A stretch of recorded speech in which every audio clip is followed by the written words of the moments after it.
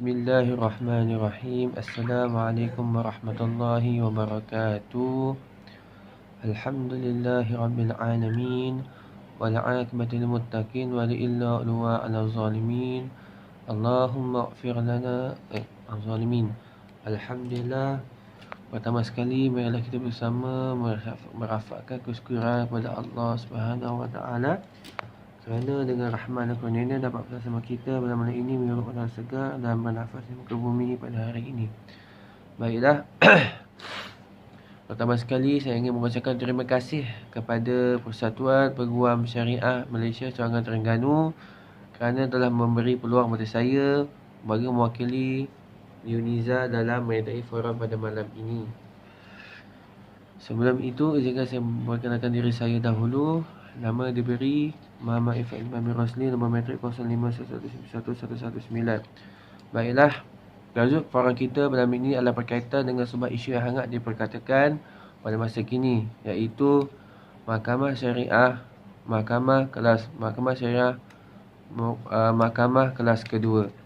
Baiklah, sebelum saya meneruskan lebih lanjut akan perbahasan pada malam ini, ingin sekali saya menceritakan serba sedikit dengan ringkas akan sejarah penubuhan Mahkamah Syariah yang ada pada hari ini di negara kita.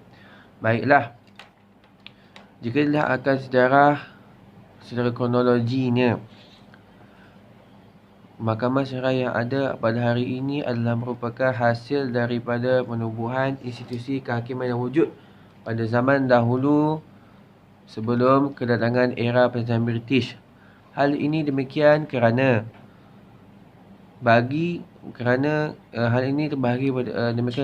pemerintahan ataupun kewujudan institusi tersebut terbahagi pada dua, yang mana bagi negeri-negeri yang mempunyai sistem pemerintahan beraja seperti Terengganu, Kelantan, Perak dan sebagainya, maka Sultan adalah merupakan orang bertanggungjawab dalam mengetuai dan mentadbir urusan berkaitan dengan hal-hal ataupun ehwal agama Islam.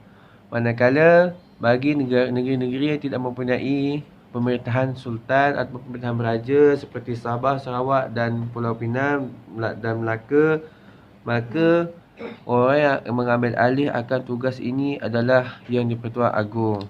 Baiklah, secara amnya Islam telah bertapak di tanah Melayu pada awal kurun ke-15. Hal ini dibuktikan melalui lembaran sejarah yang ada di Kesultanan Melayu Melaka dan Kesultanan Melayu Melaka. Maka di sini hasil daripada kejadian tersebut, maka bermulalah penubuhan akan institusi kehakiman ini di setiap negeri pada masa itu yang diwakili oleh Sultan dan Yang di-Pertuan Agong pada masa itu, dan institusi tersebut lebih dikenali sebagai Mahkamah Kadi. Maka sebelum saya meneruskan lagi, ingin sekali saya memberikan definisi akan dua istilah yang berkait rapat dengan tajuk kita pada malam ini, iaitu institusi Mahkamah Syariah dan Undang-Undang Islam. Mahkamah Syariah adalah merupakan institusi kehakiman yang mana ianya menjalankan akan hukuman terhadap pesalah, khususnya orang Islam, bagi mereka yang melakukan kesalahan sivil dan jenayah syariah. Manakala Undang-Undang Islam pula adalah berkaitan dengan peraturan atau ketetapan yang telah ditetapkan oleh Allah Subhanahu wa taala kepada para manusia di muka bumi ini bagi menjamin kelestarian hidup mereka. Baiklah, jika dilihat akan kenyataan ini, menurut Perlembagaan Persekutuan, sebelum itu kewujudan institusi kehakiman pada masa itu, yakni pada zaman pemerintahan Tanah Melayu sebelum era Penjajahan British, ianya telah diwujudkan ataupun diletakkan di bawah suatu akhta ataupun enactment, iaitu dipanggil enactment negeri-negeri pada masa itu. Secara amnya, jika dilihat pada hari ini, saya amat bersetuju sekali dengan kenyataan tersebut, yang menyatakan bahawa mahkamah syariah adalah merupakan mahkamah kelas kedua dengan beberapa sebab. Yang pertamanya adalah jika dilihat akan peruntukan yang diberikan kepada mahkamah syariah melalui Perlembagaan Persekutuan dalam perkara 3 telah menyatakan bahawa hanya orang yang Islam sahaja ataupun pesalah Islam yang beragama Islam yang dibicarakan dan diadili di mahkamah sahaja berkaitan kesalahan mereka, yakni kesalahan sivil dan kesalahan jenayah syariah yang telah mereka lakukan.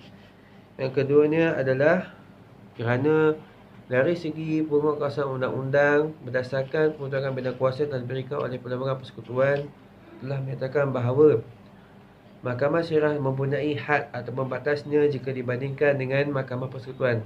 Ini bermakna bahawa undang-undang mahkamah syariah, undang-undang mahkamah persekutuan jika dibandingkan dengan undang-undang mahkamah syariah, maka yang mendahuluinya adalah undang-undang persekutuan. Dan terakhir sekali ialah berkaitan dengan hierarki ataupun susunan. Jika dilihat pada hari ini, kedudukan mahkamah syariah adalah nombor 2, di mana iaitu berada di bawah kedudukan mahkamah persekutuan. Namun setelah mengalami beberapa pindaan yang telah dibuat kepada mahkamah syariah contohnya pada tahun 1964, maka kuasanya juga telah masih lagi dibataskan ataupun telah dihadkan kepada kuasa yang lebih kecil.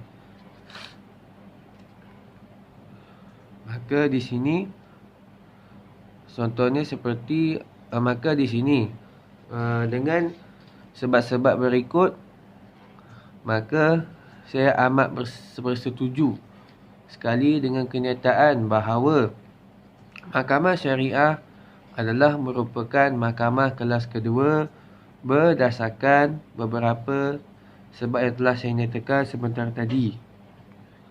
Maka